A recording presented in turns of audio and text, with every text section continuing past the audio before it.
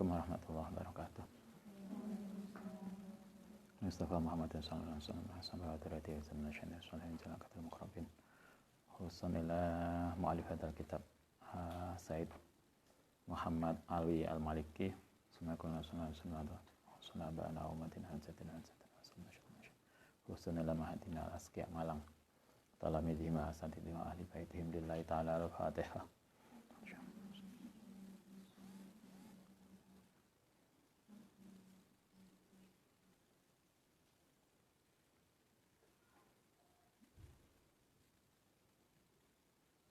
Bismillahirrahmanirrahim. Alaqatul khutubati. Poin yang keempat. Alaqatul khutubati, hubungan antara ngelamar, bidak wal ikhtiari kelawan klaim kebebasan. Kemarin kita sudah disampaikan bahwa yang ngelamar itu laki-laki. Laki-laki boleh ngelamar seorang gadis, tetapi seorang gadis juga boleh mempunyai hak untuk kebebasan untuk memilih siapa yang diterima dan tidak. Nah, sekarang kita mendiskusikan dua itu. Sebetulnya ini lebih pada rangkuman antara dua materi yang sebelumnya. Hubungan antara ngelamar dan hak kebebasan, ngelamar dari laki-laki dan hak kebebasan dari perempuan.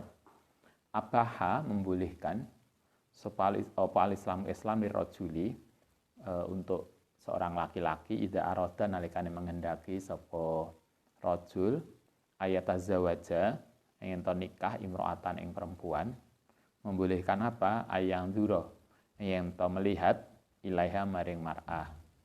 Kemarin kalau ada seorang laki-laki ingin nikah dengan seorang perempuan, maka dia boleh melihat, boleh ketemu, boleh melihat, boleh meneliti calon istrinya sopo. Dilihat wajahnya, dilihat tapak tangannya, apalagi yang dilihat itu aja, wajah dan tapak tangan. Kalau Nabi, kalau mengutus orang lain yang sejenis, maksudnya podo jenis kelaminnya, podo perempuannya, boleh ndelok bau badannya. Iki bau badannya wangi apa enggak, terus apalagi melihat apa kemarin tungkae, tungkak apa kencet, oke ndelok itunya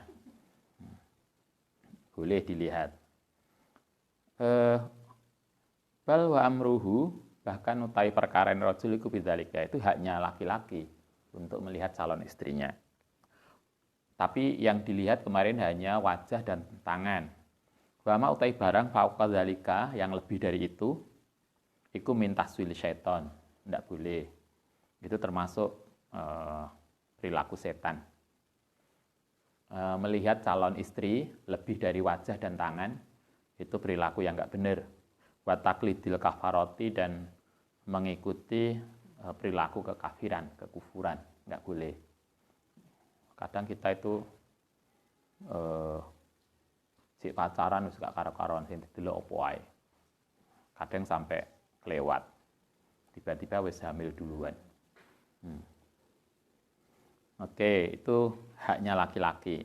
Inal fata, nah sebaliknya sak temene seorang gadis, iku la tastatiu, tidak mampu. Yang laki-laki boleh melihat perempuan, tapi seorang perempuan kan nggak boleh melihat laki-laki. Tetapi sebetulnya kemarin disampaikan, walaupun perempuan itu tidak bisa melihat laki-laki, tetapi perempuan punya hak untuk mendapatkan informasi yang benar tanpa ditutupi apapun.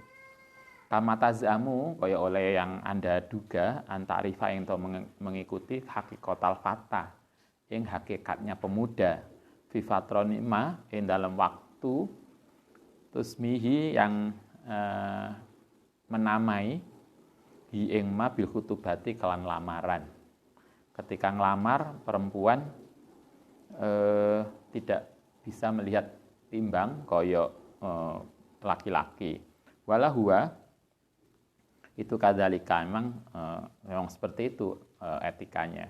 Li'annahu mahmakanat, Karena itu mahma kanat nalikane ono apa akhlakuhu, akhlake rajul iku fasidatan, rusak wa munhatotan, lai akhlake laki-laki itu enggak baik. Bukan enggak baik, bahkan munhatotan. Munhatotan itu moralitasnya merosot banget. Fa innahu yahrusu. Biasanya seneng sora apa rajul alayat hura. Ento tidak menampakkan sapa rajul minhu saking ma illama kecuali barang yuruhobu yang disukai minhu saking rajul. Kalau laki-laki tadi akhlaknya enggak baik, enggak jujur, biasanya dia tidak menginformasikan kekurangannya.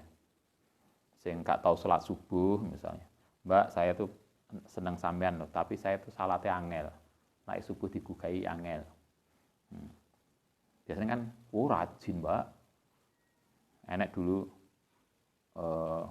di rumah itu, rumahnya dekat masjid. Kemudian, gimana ibadah Mas? Wah, rajin. Omahe lo dekat masjid, gurine imaman.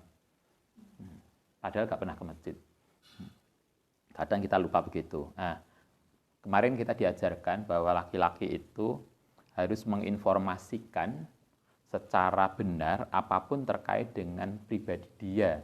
Tidak ada sesuatu apapun yang ditutupi. Kemarin min ghairi ghisin wala tadlisin. Informasinya tanpa ditutupi dan tanpa ada kebohongan. Tapi kan itu kan normatifnya. Kenyataannya kan nggak mesti begitu toh. Yang sering terjadi justru biasanya yang kekurangannya ditutupi. Kalau Anda misalnya jual beli, kira-kira kalau misalnya Anda punya sepeda motor, kemudian mau dijual, takoni Mbak, sepeda motor yang sampeyan niku apik ora? Kira-kira jawaban Anda kayak, wah apik, enek cacate sama delok dhewe lah. Cara menghilah. Padahal mestinya kan Anda bilang, ya Mbak ini dulu pernah kecelakaan, ini pernah tiba, ini berat, mestinya kan disampaikan. Nah kita biasanya nutup ini dengan hilah, wis pokoknya barangnya kayak iki sama delok dhewe. Karena sebetulnya itu kata-kata yang nutupi, karena sebetulnya barangnya ada yang cacat. Mestinya nggak begitu. Mestinya disampaikan kayak apa normatifnya. Tetapi kita diingatkan di sini bahwa, tapi yang terjadi kalau laki-laki, pihak keluarga laki-laki itu tidak benar, biasanya yang ditampilkan adalah kebaikannya, tetapi keburukannya tidak pernah disampaikan. Yahrusu alayat hura minhu ilama yarghabu. Jadi yang disampaikan ke pihak perempuan itu hanyalah kebaikannya. Wakadzalika hiya. Karena itu falkulu mongko masing-masing ku ya'rifu anna hadhi fatratu ikhtiyar. Padahal ya'rifu hadhi lamaran itu fatratu ikhtiyarin, yaitu waktu untuk memilih wa tajribatin. Tegese waktu untuk lamaran itu tidak harus langsung diterima, lah melihat kitab ini. Jadi begitu Anda dilamar, itu tidak harus kemudian dinyatakan, nggih saya terima, enggak. Itu podo karo kita jual beli. Jadi lamaran itu kita masih dikasih waktu apa yang disebut sebagai, jadi lamaran itu kalau di sini adalah waktu untuk pihak perempuan untuk kemudian memastikan apakah kondisi laki-laki yang lamar itu sesuai dengan yang kita inginkan enggak? Sesuai enggak dengan kita? Sehingga kalau nanti misalnya enggak cocok, ya lamaran ini dikembalikan. Tapi lah kita kayaknya enggak begitu ya. Kita harus dijajaki dhisik, harus dikenalno dhisik. Lamaran itu kok jadi. Yo oke lah. Kalau memang maunya begitu, yo sebelum lamaran harus sudah dipastikan detail dan kesimpulannya. Kira-kira lah wis oke baru dilamar. Mungkin begitu. Ana hadhi fatratu ikhtiyarun. Padahal kita tahu lamaran itu adalah fatratu ikhtiyarin wa tajribatin. Lamaran itu waktu untuk memilih, ikhtibar, waktu untuk memberikan informasi dan menguji. Walidzalika annahu fali annaha mongko satune khutubah iku layak tasifu, tidak bisa kebuka apa hakikatu hakikat. tapi karena pihak laki-laki tidak memberikan informasi yang detail, maka perempuan kemudian nggak tahu sesungguhnya calon suaminya itu kaya apa. Wala tudhiru lan ora bisa ditampilkan apa al khairu sesuatu yang baik awis syarru, baik atau tidak.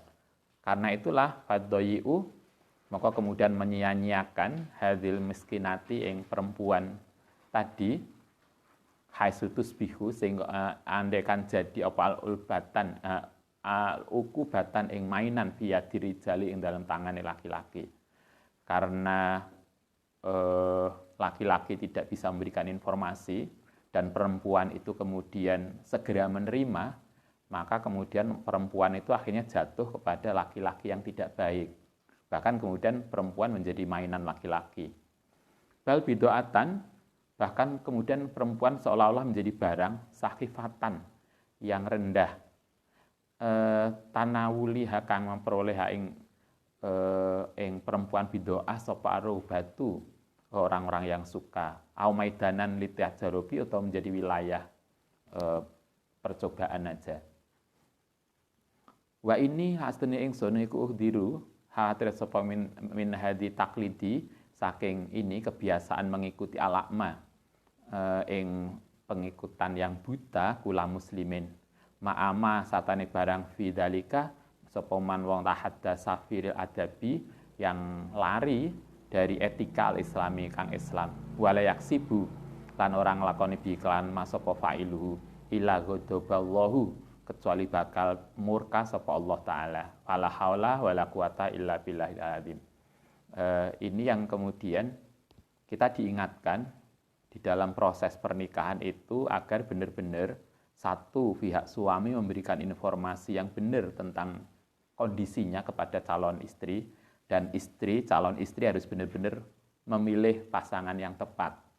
Sehingga tidak kemudian istri kan nanti kalau sudah benar-benar nikah, kalau enggak dipikirkan yang jadi objek, yang jadi korban itu kan pihak perempuan toh. Kemarin yang kita sampaikan misalnya, kalau perawan regone sakmene, nanti begitu janda kan jatuh harganya. Alah wis janda aja kok. Kan laki-laki kan nggak begitu ini, nggak begitu koyok perempuan. Laki-laki walaupun wis duda, duwe anak, kan cik mudah milih. Ya perempuan, wis janda kan walaupun nggak punya anak, masyarakat itu menilai beda. Karena itulah di sini kemudian dikatakan benar-benar perempuan harus dikasih hak untuk memilih pasangannya. Dan untuk bisa memilih pasangan yang benar, perempuan harus diberikan informasi yang lengkap tentang data calon suami. Kalau tidak, maka perempuan akan jadi mainan yang mudah dipermainkan oleh laki-laki. Kayaknya kita itu yang perlu diingatkan. Wakam ro'aina,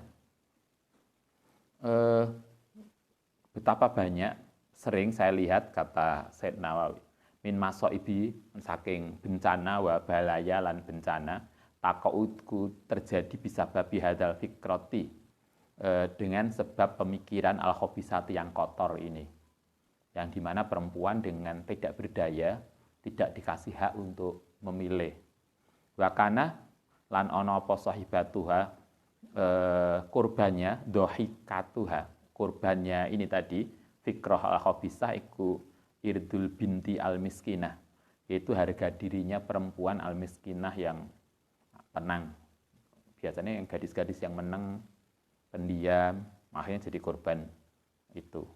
Ba'da angkadzaba, setelah ada kedustaan alaiha ing atase mar'ah ing fatayah bimaklan barang sakohu, kang memberikan hu ing ma laha maring mar'ah minal wu'udi al-kadhibati, saking ucapan atau janji yang dusta, wal amani lan informasi al-khodiati yang menipu, hatta uqaha, kemudian sampai menjatuhkan ha ing mar'ah bima ing dalam barang auqaha yang tempat yang buruk, sumatarokaha, kemudian ninggal sopo suami, sopo laki-laki ha ing mar'ah, wadhabalan meninggalkan anha saking mar'ah bidakwa annahu, dengan tuduhan anak ustune laki-laki ku lahu anha sedune mar'ah iku laisat ora ana bimakmunatin kelawan perempuan yang bisa dipercaya. Itu kayak sinetron. Kan laki-laki ngomongnya apik banget, ini banget, perempuannya oke, begitu nikah kemudian dengan mudah ditinggalkan dengan alasan yang disalahkan perempuan. Pancene dia nggak bisa, kan akeh toh ceritanya begitu. Yang disalahkan kemudian perempuannya, padahal yang sesungguhnya yang awal salah itu laki-lakinya. Sumatarokaha wa dzaba anha. Kemudian laki-laki meninggalkan istrinya, meninggalkan perempuan tadi, hilang, minggat dengan alasan laisat bimakmunah. Perempuannya yang disalahkan dianggap tidak amanah, tidak bisa menjaga diri dan seterusnya. Wanaha iku layusaku. Karena itu tidak bisa dipercaya biar kelawan perempuan fil mustaqbali. Artinya ke depan perempuan itu jangan sampai jatuh seperti itu. Ke depan perempuan harus dijaga, jangan sampai kemudian dia menjadi korban dari perilaku laki-laki yang tidak jujur. Kazaujatin, kayak seorang perempuan tahfaduhu kang jogo ing man fi ghaibatihi, ing suaminya fi ghaibatihi, ing dalam ketidakadaan suaminya. Oke, itu satu, yang keempat. Sekarang yang kita lanjutkan yang poin 5. Intinya adalah menyimpulkan dua pertemuan sebelumnya, yaitu bahwa ketika laki-laki mempunyai hak untuk melihat calon istri, maka seorang calon istri harus diberikan hak untuk mendapatkan informasi yang benar tentang calon suaminya. Sehingga itu sikap yang adil. Laki-laki boleh melihat calon istrinya, calon istri boleh mendapatkan informasi apapun yang dia butuhkan untuk melihat calon suami. Sehingga walaupun istri itu tidak bisa meneliti suami, tetapi istri mendapatkan informasi yang layak tentang calon suaminya. Sehingga tidak ada penipuan, tidak ada dusta di antara kita. Kan begitu. Sehingga begitu nikah itu benar, gak enak kok. Begitu nikah kemudian saling menyalahkan. Oh, tak kira sampean iku biyen ngene to, ternyata gini. Itu berarti salah awalnya. Itu tidak jarang terjadi. Kalau dulu ada mahasiswa nanya, Ustaz, suami saya kok berubah ya? Yo gak berubah suamimu iku, Nduk. Iku aslinya kelihatan. Dulu ketika pacaran karena nutupi. Biasanya pacaran kan itulah yang sering Ustaz sampaikan, ojo pacaran, karena pacaran itu yang sering kamuflase. Kamuflase itu menunjukkan baik, tapi sebetulnya kita tidak sebaik itu. Pacaran, mangan bareng, neng kafe, walaupun asalnya kita itu sebetulnya pelit banget. Tapi karena kita makan sama pacar kita, enek pengamen datang, ngasih 50.000. Misalnya, koyoke ben kita dianggap, orang dermawan. Akhirnya Anda, perempuan, pacarnya, kemudian mempunyai image, ternyata mas saya, calon mas, udah calon papa, nyeluke cik pacaran wis apa-apa. Wongnya apik tenan. Akhirnya kan kita itu membelani pacar kita di depan orang tua kita. Pokoknya mah dia tuh luar biasa mah, api. Begitu nikah kelihatan aslinya. Pacar kita tuh pelit, pacar kita jarang mandi, pacar kita semua macam-macam. Gak berubah, itu kelihatan aslinya karena ketika pacaran sesungguhnya kita tidak pernah mensurvei, mengamati. Kan hanya pokoknya senang jalan bareng, senang ditraktir gratis, ojek gratis. Tapi kita kan nggak pernah mikir toh perilakunya kayak apa. Akhirnya kita salah. Oke, itu dua hal yang penting sebelum nikah. Nah, sekarang kita lanjutkan al-mahru, mahar, mas kawin. Nah, nanti kalau Anda nikah, jangan lupa minta mas kawin. Mas kawinnya apa? Kunci mobil, kunci rumah, apa? Kunci gerobak, kunci gudang ya gak apa-apa. Jaluk bunga bank BTN, bunga bank.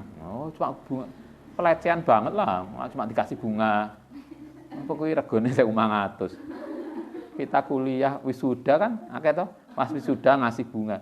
Kita kuliah mati-matian ya cuma dikasih bunga cuma gini. Ya enggak lah, bunga bank apa bunga apa lah gitu lah. Al-mahru, mahar. Wa utai mahar, mas kawin, iku wajibun wajib ala rajuli ngatasi laki-laki. Mahar itu kewajiban laki-laki loh ya, bukan kewajiban perempuan. Walaupun mungkin di sebagian masyarakat sing nglamar perempuan. Enak toh? Sing nglamar perempuan ngelamar duluan atau apalah. Nakokno dhisik biasanya enak sing masyarakat tertentu yang perempuan nakokno dhisik. Oh silakan lah. Tapi yang bayar mahar, mas kawin tetap laki-laki. Bukan perempuannya. Yajibu wajib ayubadiluhu, ayabdulahu. Ento menyerahkan hu ing mahar sapa rajul li zaujati. Mahar itu kewajiban pada pihak laki-laki yang harus diserahkan kepada perempuan. Kalau sudah diserahkan, maka mahar itu milik hak pribadi perempuan. Kalau oleh perempuan kemudian misalnya digawe mangan bareng itu silakan. Tetapi mahar itu harus dibayar. Itu hak miliknya perempuan. Nggak boleh nggak dibayar. Hutang boleh, tapi harus dibayar. Enak nggak nikah mas kawinnya hutang? Misalnya kalau Anda nikah kemudian suami kita Dek iki sepurone ya. Uangnya lagi gak ono kabeh ya apa lah mahare tak utang. Tak nganti lah tak kasih sebulan. Ya boleh. Hanya kok ya mosok sih nikah pisan aja dikredit. Oke, itu satu. Wal mahru tai mahar alladzi aujabahu yang mewajibkan hu ing mahar apa al-islamu iku lam yuhaddad. Lam yuhaddad ndak ditentukan apa qimatuhu. Nilainya berapa Islam tidak menentukan. Terserah wayah talifu lan beda-beda bikot apa mahar biqadri rajuli. Kelawan kadar seorang laki-laki al-maliyati sesuai dengan kemampuan laki-laki. Au ittifaqu zaujaini atau sesuai dengan kesepakatan suami istri. Anda bisa bicarakan mas kawinnya. Nanti kesepakatan suami istri. Kalau Anda mau nikah, jaluk mahar piro, mas kawin piro, Anda bisa bicarakan. Batasannya nggak ada. Lakin, tetapi ini minal adabi saking etika al-islamiyati alladhi hassa yang mendorong ala yang atase al-adab al-islami apa al-islamu iku qillatul mahri. Tetapi menurut Imam Said Maliki, menurut etika Islam, mahar itu tidak mahal. Ingat, ini mazhab Syafi'i. Said Maliki itu mazhabnya Syafi'i. Karena itu dalam perspektif Imam Syafi'i, mahar itu tidak mahal. Yang baik, mahar itu tidak mahal. Saya nggak mengatakan murah loh ya. Bukan murah loh. Tidak mahal. Yang ini kan qillatul mahri. Tidak kok murah tetapi tidak mahal. Kenapa tidak mahal? Karena di dalam Imam Syafi'i kita ingat ngaji Bulughul Maram. Saya ngaji Bulughul Maram. Ini kan tante akeh ngaji kecuali yang baru. Di Bulughul Maram itu kita ingat ada dua jenis hadis. Ada jenis hadis qauli dan hadis fi'li.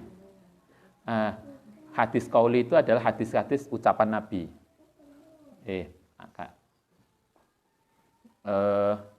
Ketika Nabi menyuruh para sahabat, ucap dawuh Nabi terkait dengan maharnya sahabat, itu namanya hadis qauli.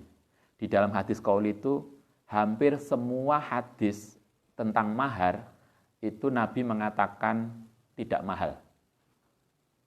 Tidak mahal. Tetapi kan Nabi tidak hanya qauli, Nabi juga ada sunnah fi'li. Sunnah fi'li itu adalah perilaku yang dilakukan Nabi. Jadi beda begini. Sama dengan kalau Ustadz contohnya, kalau Ustadz ngomongi ke santri, "Nduk, begini, mahare ojo murah, ojo larang." Tapi ketika Nabi ngasih mahar kepada para istri beliau, itu beda. Jadi sunnah fi'linya dengan sunnah qaulinya beda.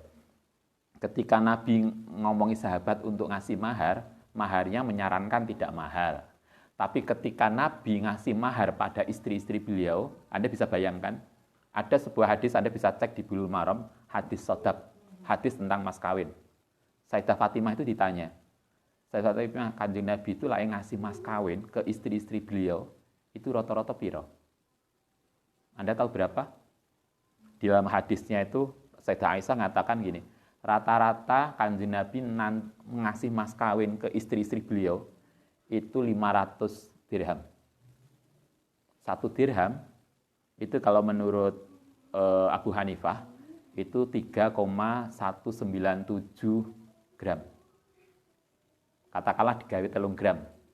3 gram kali 500. 1.500 gram. Yo masa saiki yo akeh. Sekarang pun banyak. Sekarang pun banyak loh.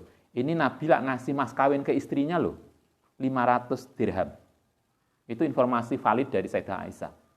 Berarti Sayyidah Aisyah juga dapat itu. Tuh, bahkan Sayyidah Aisyah tuh ngasih informasi lebih lanjut. Untuk khusus spesial, untuk istri Kanjeng Nabi namanya Ummu Habibah, itu mas kawinnya 4.000 dirham. Pira kuwi? 4.000 kali 3. 12.000 gram. 12.000 gram. Iku kira duit iki. Akeh to ya. Loh, untuk Sayyidah Khadijah itu masih ditambah 20 onta. Akeh loh Nabi itu lah yang ngasih mas kawin. Jangan kemudian yang dilihat walau bihatimin hadidin. Gak apa-apa deh, walaupun dengan cincin besi. Iya, itu untuk sahabat yang sahabat nggak punya. Tapi Nabi, cara menghargai istri beliau luar biasa.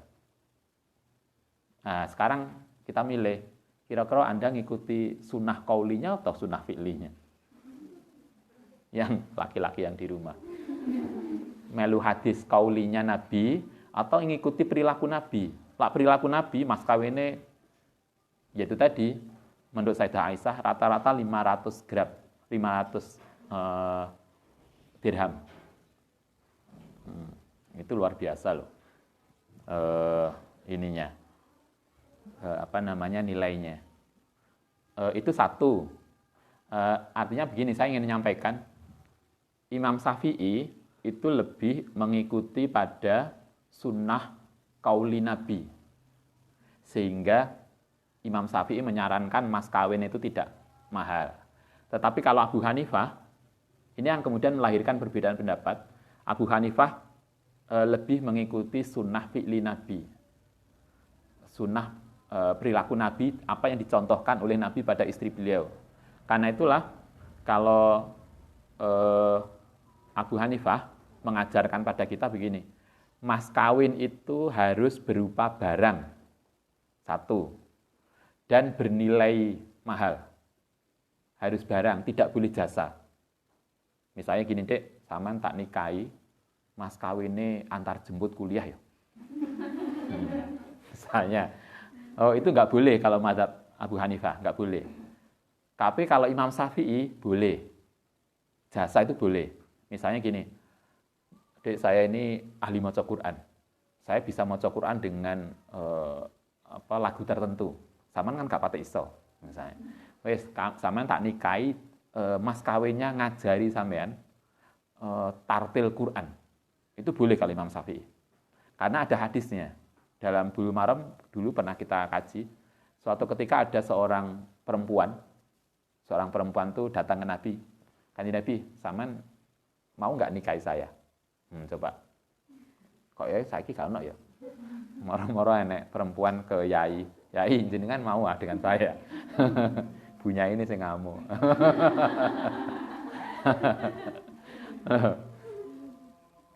Perempuan tadi gitu, ke Nabi menawarkan diri, terus Nabi kayaknya nggak tertarik. Kemudian nyari sahabat. Sapa sing gelem nikah sama ini? Sahabat-sahabat yang ada di situ nggak ada. Tiba-tiba muncul satu orang pemuda, jomblo dan nggak kaya. Kula Kanjeng Nabi, kula purun nikahi dia. Ya wis, kata Nabi. mulia cari barang yang berharga untuk mas kawin. Mulai begitu pulang balik mana? Kanjeng Nabi ngapunten, di rumah saya itu nggak ada apa-apa. Yang ada hanya kloso. Kalau kita selimut pun sobek. Kalau di kita kan sobek. Saking miskinnya loh, coba loh. Kloso cuma situk, sobek. Mosok gawe mas kawin kan nggak iso toh. Wong lek digawe kemulan aja, dhuwur kepalane kemuli sikile ketok. Sikile ditutupi kepalane. Mosok kan kate kemulan wong loro. Kan nggak cukup. Nabi gak terima. Gini aja, cari lagi, barangkali keliru tadi di rumah orang teliti. Sampai terakhir karena beberapa kali pulang nggak ketemu, Nabi sampai mengatakan, cobalah cari cincin, walaupun dari cincin besi. Itu yang hadis terkenal banget. Walau bihatimin hadidin. Berikanlah mas kawin, walaupun mas kawin dari cincin besi, coba. Saking miskinnya. Ternyata cincin besi aja lo gak ono, ring lo gak punya. Kalau kita kan ring ning gazebo kan banyak. Iki mbak, iki mas kawin. Coba ring aja lo nggak punya. Kemudian terakhir Nabi mengatakan, kamu bisa maca Quran nggak? Oh bisa kan Nabi. Kalau gitu tolong nanti mas kawin kamu ngajari perempuan ini maca Quran. Karena itulah Imam Syafi'i mengatakan mas kawin jasa itu boleh. Karena ada kasus itu. Tapi kalau Abu Hanifah, Nabi lo nggak pernah mas kawinnya jasa dan mesti mahal. Karena itu kan Abu Hanifah mengatakan mas kawin itu satu nggak boleh jasa, dia harus barang dan barang itu harus berharga. Nanti kalau Anda nikah boleh minta mas kawin. Dek, mas saya ini punya kan harus diregani lah, saya guyonan. Saya ini lulusan terbaik, maka layak nilainya sekian. Dari keluarga baik-baik. Khatam ngaji adabul Islam, ini domin usra. Nah, nilai total sekian. Jadinya saya layak lah mendapatkan mas kawin kunci rumah. Misalnya, ya boleh. Itu boleh. Perempuan boleh lah mengajukan. Jangan kemudian ditanya, mas kawinnya napa, Dek? Terserah sampean lah. Enggak, jangan gitulah. Ada bergaining dikit lah. Jadi begitu, itu mas kawin. Kalau di sini ingat, kalau di sini itu dikatakan qilatil mahri, tidak mahal. Tapi ini dalam perspektif Imam Syafi'i. Dasarnya adalah hadis qauli Nabi. Tapi kalau menurut Abu Hanifah dengan menggunakan hadis fi'li Nabi tidak boleh murah. Wa adamu tagholi, dan tidak adanya mahal fidzalika. Wa istiratul maqadiri, utawi mempersyaratkan kadar al-fahisati yang buruk allati tusabbibu, kang bisa menyebabkan tusabbibu ihjami sababi, menjadi menghalangi seorang pemuda anizawaji li adami istiraatihim krono tidak mampunya mereka talbiyatatil kanafakoti ing memenuhi nafkah mahar al bahidati kang berat alati layastatiu yang mereka tidak mampu ikut tak diyatuha, berarti menyakiti sahibatuhuli al mahdudi, ing orang yang mau menikah, kata Said Nawawi, Said Maliki. Mas kawin itu dari yang mengajukan perempuan, bukan laki-laki. Karena yang mengajukan mas kawin itu perempuan, maka perempuan boleh mengajukan mas kawin, tetapi mas kawin yang mahal, kemudian calon suami, calon laki-laki, calon suami itu tidak mampu membayar, maka itu juga perilaku yang nggak baik. Ya tadi di negara tertentu kan wakil toh. Kalau di Saudi itu kan mas kawinnya tinggi banget, sehingga orang nikah itu jarang.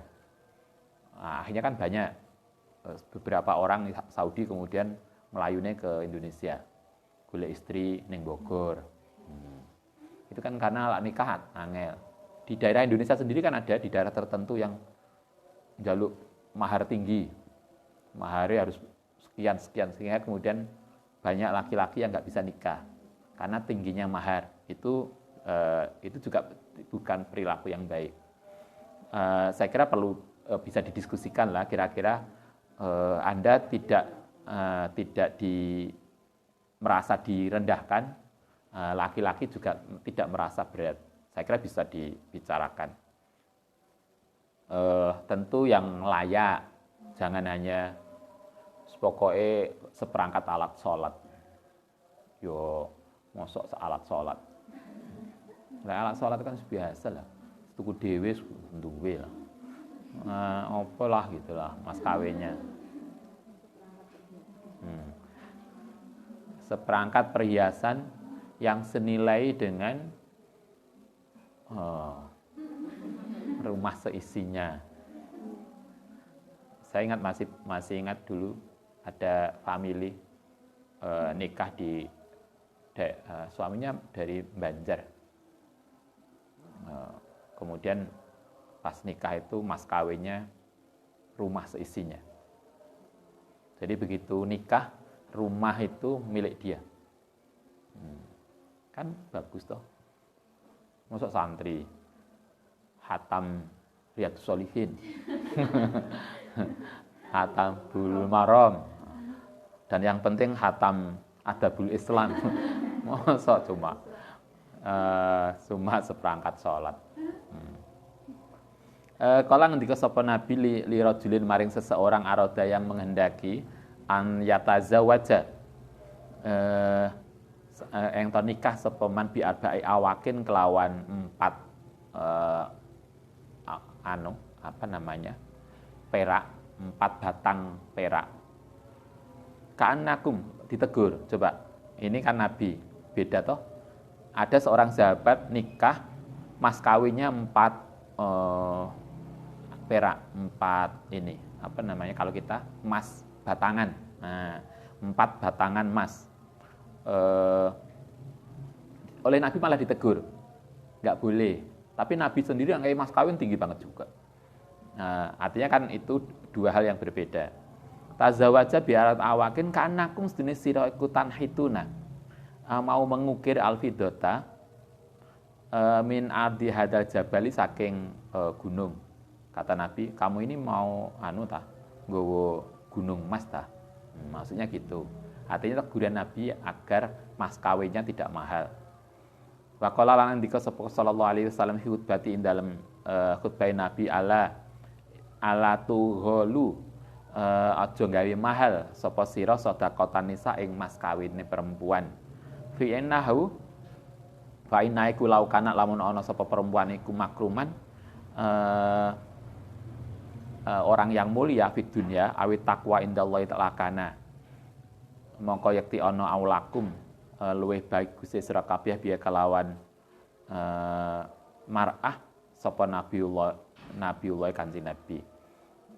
Kata Nabi, jangan membuat mas kawin yang mahal. Dengan perilakunya yang baik aja itulah dia sudah menjadi orang baik. Tapi mosok ngono tok toh. Ya alhamdulillah istri saya orang yang solihah. Kan ya enggak gitulah. Ini kan sebetulnya apresiasi laki-laki, apresiasi seorang suami kepada istrinya. Kita mengapresiasi orang aja dengan sesuatu yang membuat dia bangga, masuk pada istrinya yang kita pakai selamanya. Cuma segitu aja. Wa qala lan ngendika sapa Nabi, inna min yumnil mar'ati iku setengah saking perempuan yang baik. Yumni itu anugerah. Perempuan yang istimewa iku tauhid batiha, itu kan gampang lamare. Wa taisuru sedekati lan murah mas kawine. Wa taisir rahimaha dan gampang anaknya. Artinya dia itu lamarannya gampang, mas kawinnya murah, tapi anaknya akeh. Perempuan yang baik. Kayaknya Anda boleh lah.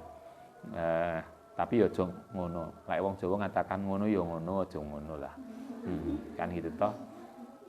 Yo jangan murah-murah. Artinya kita bisa lah kalau kita bermain di antara 2 hadis hadis qauli dan hadis fi'li Nabi, maka berarti cobalah mas kawinnya di atas standar lah. Standarnya kampung kita pira toh mas kawin sekarang?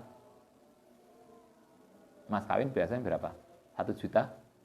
Oke lah, kalau misalnya rata-rata mas kawin itu 1 juta, yuk Anda lebih lah, 1,50 juta apa 1 juta misalnya. Ya artinya cobalah mas kawin, kalau Anda yang laki-laki yang di rumah, kalau ngasih mas kawin, cobalah tidak standar masyarakat. Berikanlah apresiasi kita terhadap istri kita dengan mas kawin yang di atas standar masyarakat. Kalau masyarakat misalnya umumnya 1 juta, berikanlah mas kawin istri kita di atas itu. Bisa 2 juta atau yang lain. Tentu sesuai dengan kemampuan, tetapi sebagai bentuk apresiasi kita, seorang suami terhadap istrinya. Karena kalau lihat hadisnya tadi, hadis fi'li Nabi, Anda bisa bayangkan, lain Nabi, kalau semono, zaman dulu ngasih mas kawin itu 500 dirham. Yang 500 dirham itu kalau kita buat rata-rata, menurut Imam Abu Hanifah, 1 dirham itu 3 gram, berarti 1.500 gram. Gak hanya dulu, sekarang pun itu juga nggak murah. 1.500 gram itu saiki mbuh berapa duit, tapi yang jelas itu juga nggak murah. Loh, itu Nabi loh. Paling tidak segitu. Memang ada Nabi itu, saya lupa istri yang mana, itu pernah mas kawinnya itu hanya dia asalnya budak. Kemudian dibebaskan, dan mas kawinnya adalah pembebasan budak itu. Itu ada.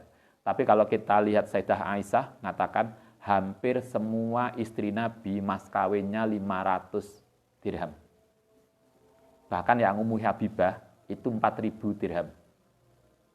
Itu akeh banget. Saiki pun yo ngumpulkan uang segitu yo nggak mudah. Artinya kalau kita fi'li Nabi mahal, qauli Nabi tidak mahal, ya kita carilah jalan tengah yang kira-kira mas kawin untuk istri itu tidak tidak murahan, tidak biasa, tapi berikanlah yang lebih dari itu. Oke, saya kira begitu. Ya. Kalau misalkan seseorang berjanji punya nazar, terus suatu saat tercapai nazar tersebut, namun nikah sama orang lain itu bagaimana? Gimana caranya ya? Mungkin dia punya nazar berdua dengan lawan jenis, tapi nikahnya sama orang lain itu mulai kuliah, mulai ospek, dia nazar. Berdua nazar ning sore gedung B. Mari kita berdua bernazar kita akan nikah bareng. Ternyata busa wisuda nikah dewe-dewe. Ya gak apa-apa kalau emang gak jodoh. Ganti nazare poso. Berapa kemarin posone? 3 hari. Apa kok poso, Mbak? Nah, aku biar nazar nikah dengan dia. Ternyata sekarang itu koncone dia. Ada seorang yang wis ta'arufan sama adiknya, ternyata disuruh nikah sama mbaknya. Itu luar biasa. Enggak mudah bagi ngono kuwi toh. Misalnya Anda wis ta'arufan karo mase, ternyata mbek wong tuane, "Ojo mase. Ketuwon kayak adike." Terus Anda diserumah sama dia. Enggak mudah lah. Jadi begitu. Kalau gak nikah dengan yang ini karena mungkin bukan jodohnya atau memang nggak sesuai, ya nggak apa-apa. Maka lain nazarnya diganti tadi. Ada tuh ganti nazar puasa 3 hari atau ngasih makan pada berapa orang? Kan boleh toh kalau nggak poso diganti ngasih makan. Kalau nggak ngasih makan ngasih pakaian. Kayaknya nanti dilihat, saya lupa. Oke, itu satu. Masih ada? Beberapa pertanyaan tuh mirip. Ya. Intinya gitu. Kan orang tua itu tidak boleh memaksa anaknya harus menikah dengan orang yang tidak dicintai atau tidak dicintai itu. Tapi kalau misalkan kita punya calon sendiri, tapi orang tua itu nggak merestui, itu gimana? Wih, gampang itu. Kalau kita punya calon sendiri, kemudian orang tua nggak merestui, itu tidak sulit. Rayu orang tua. Itu kan komunikasi aja toh. Itu kan hanya tinggal Anda mengkomunikasikan dengan orang tua, meyakinkan orang tua bahwa calon kita itu tidak salah, insya Allah. Bendino Bapak Ibu itu dikirim Fatihah. Ya Allah, muga-muga Bapak Ibu ridho. Artinya dikomunikasi. Itu bukan masalah sebetulnya.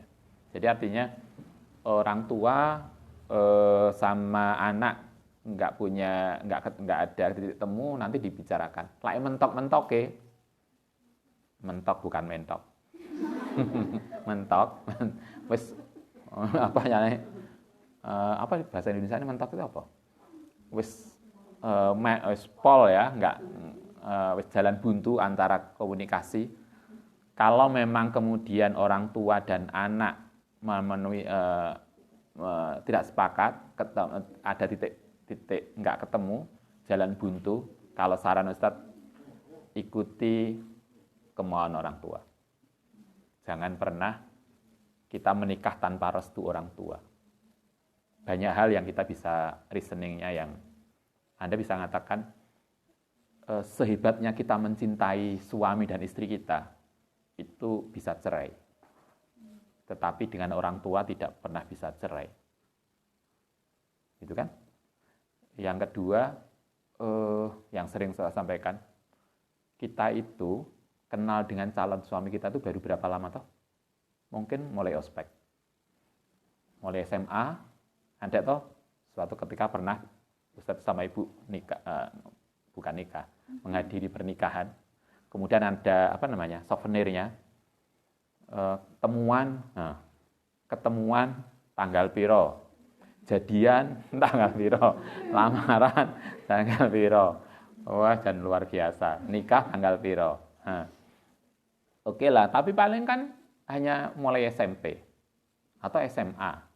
Cobalah, Anda kenal dengan dia itu berapa lama?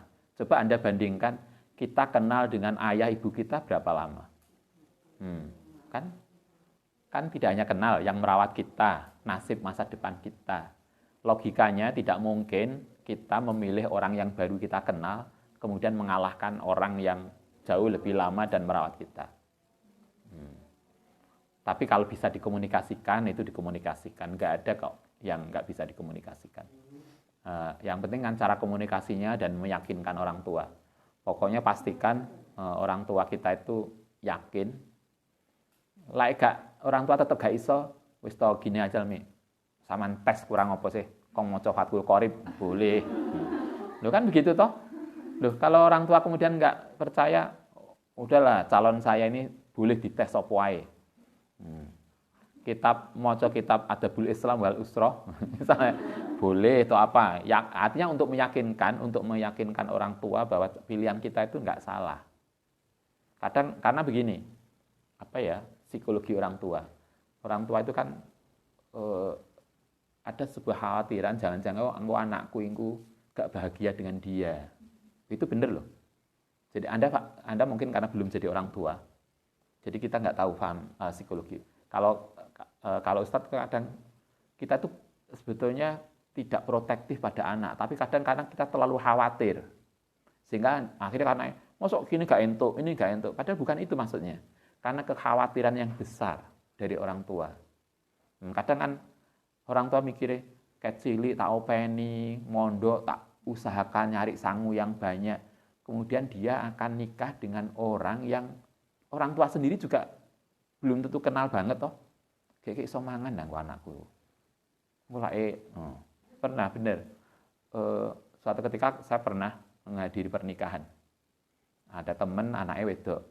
Begitu dinikahno lho, bapak iku nangis nggugu. Ketika saya tanya, "Wis mari nangis?" "Mas, sampean kenapa kok nangis?" "Saya tuh merasa setelah saya menikahkan anak perempuan saya tuh merasa kemudian nggak punya hak lagi pada anakku." Coba. Karena dia akan dibawa oleh laki-laki. Itu loh psikologi orang tua. Kadang kita itu nggak paham itu. Itu yang kita harus paham sebagai anak. Kadang orang tua begitu. Bener, itu nangis suwe. Karena kemudian dia cerita itu. Dia merasa biyen mulai cilik tak gendong, tak kuliahno, tak ini, tak gawe nek omah, wis saiki lho. Begitu dia nikah, seolah-olah dia merasa kehilangan hak atas anak perempuannya. Coba, itu kan Anda harus paham toh psikologi bapak kita. Psikologi bapak kita, ibu kita. Apalagi misalnya kalau Anda misalnya sukses jadi pegawai duwe gaji. Kemudian lah yo, aku lak wis ngene iki kan gajine untuk istrinya. Pendapatannya untuk dia. Akhirnya kan merasa orang tua wis merasa kerja keras, kemudian begitu tinggal memetik hasilnya digowong liya. Ini loh yang harus kita pahami kita. Itu yang harus kemudian kita meyakinkan orang tua kita bahwa kita dengan nikah itu kita tidak akan lupa loh pada ibu, bahwa kita nikah itu tidak akan loh meninggalkan orang tua, bahwa kita nikah itu calon yang kita sodorkan itu insya Allah tidak mengecewakan beliau. Itu perlu dikomunikasikan. Tapi lah anjane nggak ada titik temu ya tadi, jangan pernah menikah tanpa izin orang tua. Itu terakhir. Tapi orang tua juga nggak boleh kemudian menggunakan kata-kata yang top itu. Nah, kalau kamu masih mau mengakui aku ibumu, nah itu ya enggak lah, jangan gitulah kalau Anda jadi orang tua. Tapi itu. Oke. Terakhir, adakah amalan agar segera dipertemukan dengan jodoh? Ada. Cuma saya lupa. Ada toh? Loh, apa mah wiritannya? Yang tahu namanya, yang tahu wiritannya. Yasin Fadilah tak? Oh iya, Yasin Fadilah. Ada toh wiritan, misalnya wiritan kalau kita belum punya anak segera dikasih karunia anak. Biasanya wiritannya ada doanya Nabi siapa? Yang sepuh? Bukan.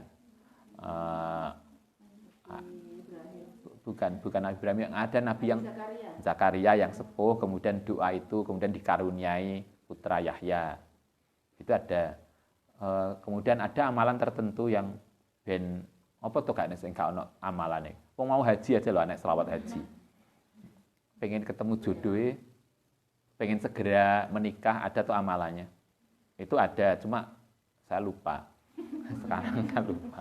Nantilah kalau pas ingat atau ketemu lagi, nanti disampaikan doa semoga segera menikah, bukan hanya ketemu ya.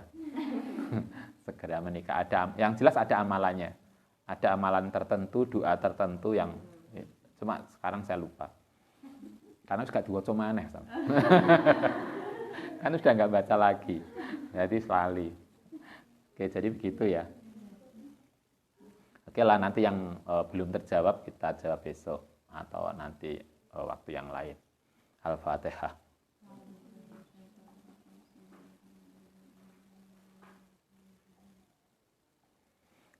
Rabbi fa'na bimantana Rabbi alimna latifahuna Rabbi aqihna wa faqih alana wa qarabati